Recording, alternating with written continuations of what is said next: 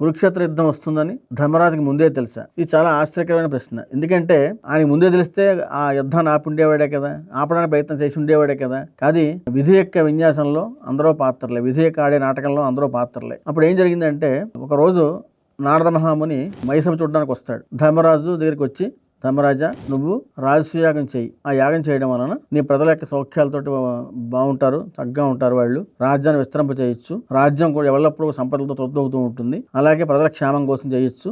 అలాగే నీ పితృదేవతలు అంటే పాండురాజు లాంటి వాళ్ళు కూడా ఉన్నతమైన లోకాలకి ప్రయాణిస్తారు అని చెప్తాడు అనమాట. అంతా చెప్పిన తర్వాత ధర్మరాజు తప్పకుండా చేస్తాను అని చెప్పి అంటాడు. చివరిలో మాట అంటాడు, ఇది చేసిన తర్వాత కొంతకాలానికి మహాయుద్ధం రావచ్చు అని చెప్తాడు. దానిలో ధర్మరాజు భయపడిపోతాడు. అదేంటి మళ్ళీ యుద్ధం వస్తుంది అంటున్నాడు ఈయన, చేతితో చేయకూడదని సంశయంగా ఉండిపోతాడు, ఆలోచిస్తూ ఉంటాడు. అందరూ వెళ్ళిపోతాడు. వెళ్ళిపోయిన తర్వాత శ్రీకృష్ణుడును తర్వాత వాళ్ళందరూ కూడా వచ్చిన తర్వాత కృష్ణ భగవానుడు యొక్క ఆలోచన కానీ ఆయన సలహా తీసుకోకుండా ధర్మరాజు ఏ పని చేయడు కాబట్టి కృష్ణుడు రాగానే చెప్తాడు. కృష్ణుడు అంటాడు, తప్పకుండా చేయాలి నువ్వు.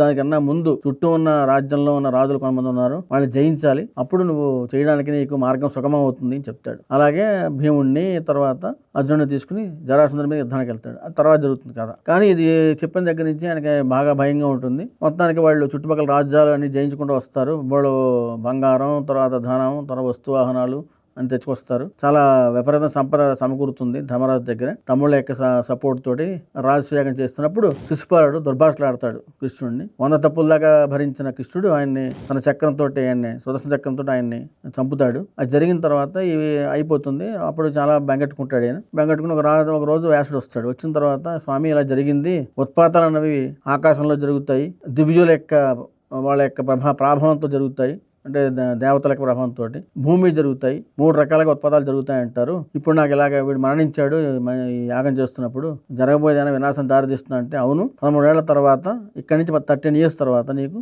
యుద్ధం జరగబోతోంది, చాలా మంది నశిస్తారు, అది ఎవరు తప్పించలేరు, అది విధి చేసే విన్యాసం అని చెప్తాడనమాట. అని చెప్పి, కానీ నువ్వు సమయం అంతా ఉండు, నీ ధ్యానం చేస్తుండే. నీకు ఒక రాత్రి వేళ శివుడు కల్లోకి వస్తాడు. శివుడు దక్షిణ వైపు ఆయన కన్నెత్తి చూస్తున్నట్టుగా వస్తుంది.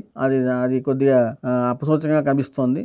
కాబట్టి నీకు రాబోయే 13 సంవత్సరాల్లో యుద్ధం రావచ్చు అని చెప్పి వెళ్ళిపోతాడు. అప్పుడు అక్కడి నుంచి ధర్మరాజు అందరినీ తమ్ముళ్ళు పిలుస్తాడు. నేను ఇంకా నాకు భయంగా ఉంది చెప్తే, భయపడొద్దు, భయం అంటే యుద్ధం భయం కాదు, నా వల్ల ఈ యజ్ఞయాగాలు చేయడం వల్ల జరగబోయే వినాశం ఏమో భయంగా ఉందంటే, లేదు, ఎవరైనా చేయగలుగుతారు, ఏం చేయలేం కదా మనం కూడా అంటే, ఇక్కడి నుంచి నేను కూడా ఎవరితోటి జాగ్రత్తగా ఉంటాను, పురుషవాక్యం మాట్లాడను, గట్టిగా మాట్లాడను, శత్రుత్వం పెంచుకోను అని చాలా సమయం పాటిస్తూ ఉంటాడు. కానీ జరగబోయే యుద్ధానికి మయసభలో ఒక కారణం అవుతుంది. తర్వాత రోజుని దుర్యోధనుడు మైసభ వెళ్ళడం, అక్కడి నుంచి మొదలవుతుంది ఈ కథ. ఇది మహాభారతంలో ఒక గొప్ప మలుపు ఈ సంఘటన.